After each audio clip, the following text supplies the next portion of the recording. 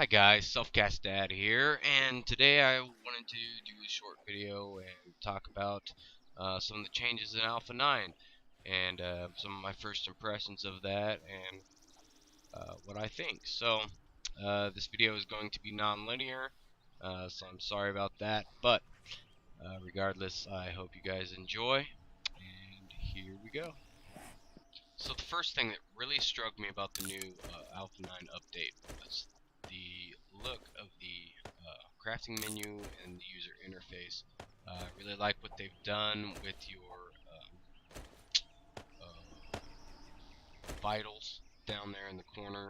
They've switched to the bars instead of the little round pie chart thing that they had. I really like the look of the new crafting menu. I think they've really done a good job.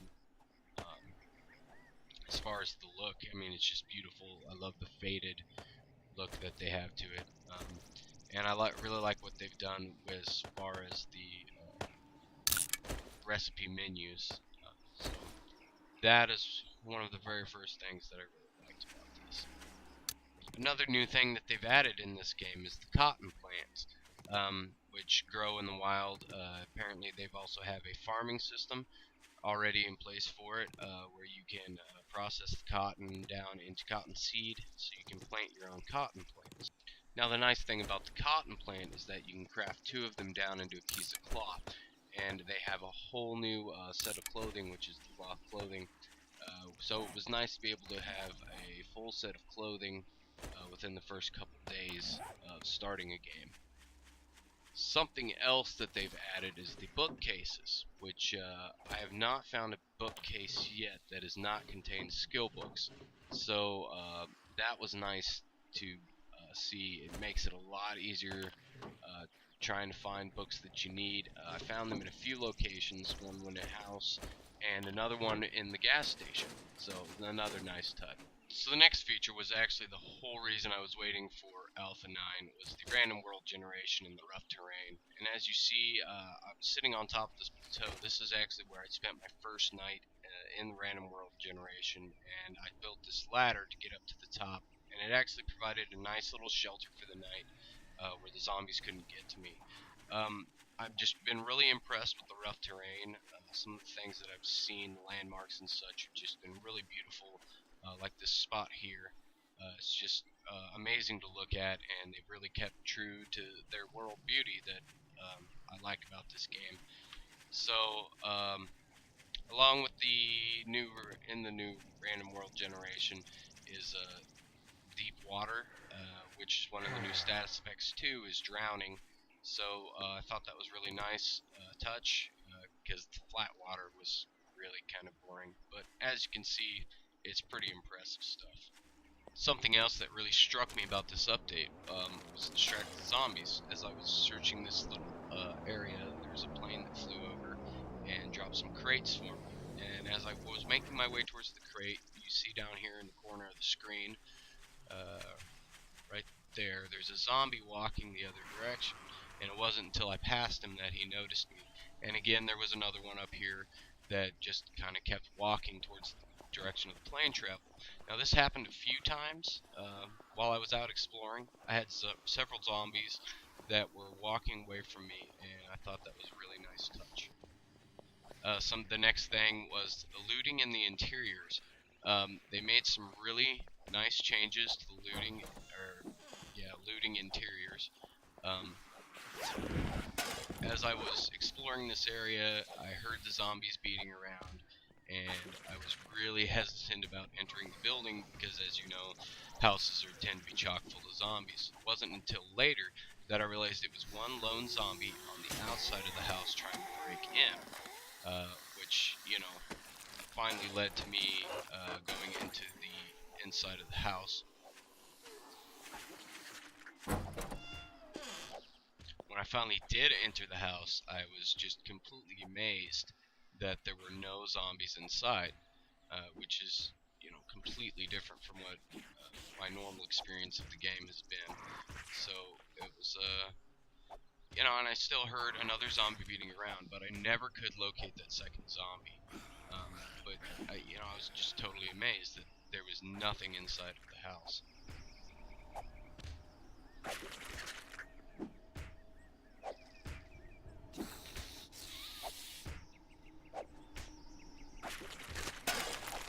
Even when I went inside the gas station, there was just, no zombies to be found anywhere.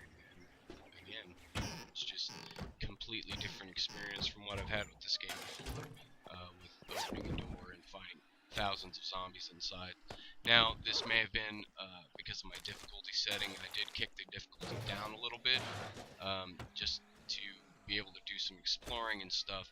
So I will be anxious to see how that changes on the higher difficulty levels, or if it does at all.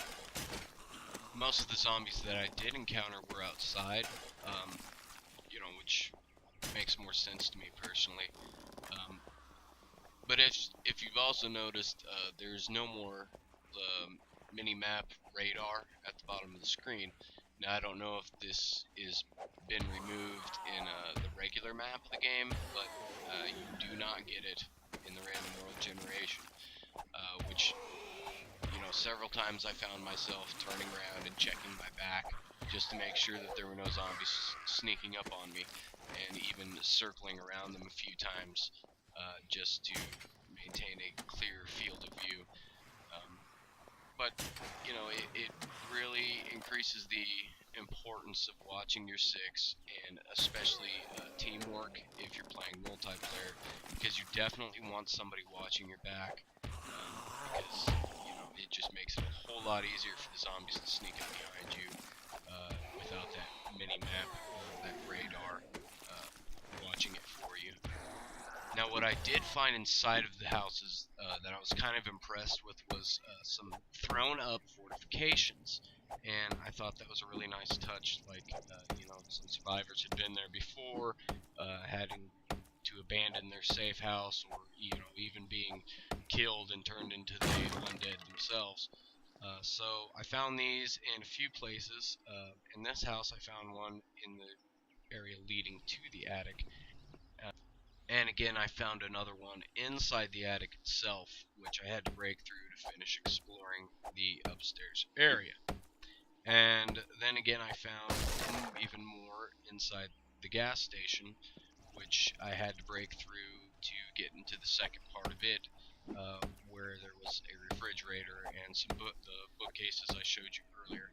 So I thought that was a really nice touch. It's going to make doing smash and grabs on looting areas a whole lot more difficult, or at least more time consuming. So again, I thought it was a very nice touch, and I am pleased. So these are just some of the things that I was really impressed upon the hour that I got to play the new update. I haven't had much time to play, and I know they've changed a lot more things and added a lot new features than that. And I look forward to exploring all of them in some upcoming Let's Plays. I know that it's going to be harder to find firearms now, that they've increased the chance of finding individual parts of weapons, and I actually did find a hunting rifle stock before I quit for the night, but that was the only gun part I've found so far. So that's a nice little touch, I think. It's going to be a little bit harder to get armed, and I'm going to have to rely on my crossbow a lot more until I can build some weapons. Another thing that they've done that I really, really liked is that when you drink a jar of water or coffee or goldenrod tea or whatever it may be, it puts the empty jar back into your inventory. That is really cool, I think, because I know me and some of the other guys that I've played with have always wondered what happens to that extra jar. So now that is fixed, now we can recycle the jars. They've added a whole lot of new status effects, one of which is dysentery, which you will get from drinking murky water.